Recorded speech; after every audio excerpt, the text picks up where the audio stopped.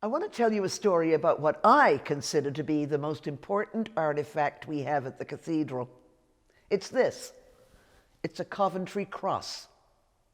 Now, you may not know the story behind the Coventry cross.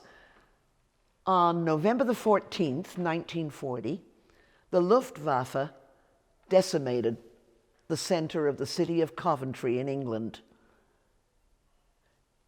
Coventry's about 29 miles from the city of Birmingham, where my parents lived at the time, and they said you could see the red in the sky from the fires. The cathedral was laid flat, except for one wall. Happened to be the east wall, where the altar stood. Once the smoke had cleared, the dean of the day had engraved on that one wall, in giant letters, the word "forgive." The people of Coventry were not happy, and they weren't about to forgive the people who had destroyed their beloved medieval cathedral. When the rubble stopped smoking and burning, they went through and they picked out the medieval nails that had been used in the construction of the original cathedral back in the 13th or 14th century. These nails are 800 years old.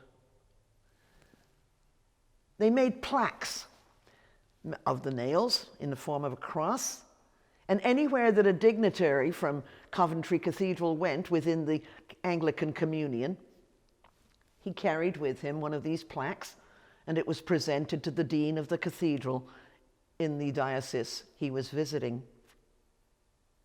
The story doesn't end there. 1960, it was decided to build a new cathedral in Coventry, adjacent to the site of the old one.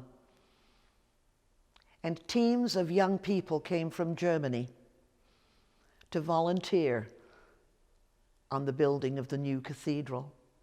They were very well received. 20 years, I guess, does a lot to alleviate hatred, one hopes.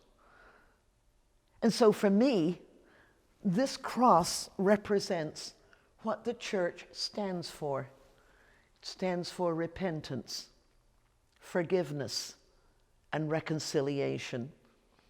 And incidentally, while the young German people were working in England on a new cathedral, young Brits were going to Berlin to help restore the Kaiserkirche in Berlin, which had been heavily damaged by Allied bombing.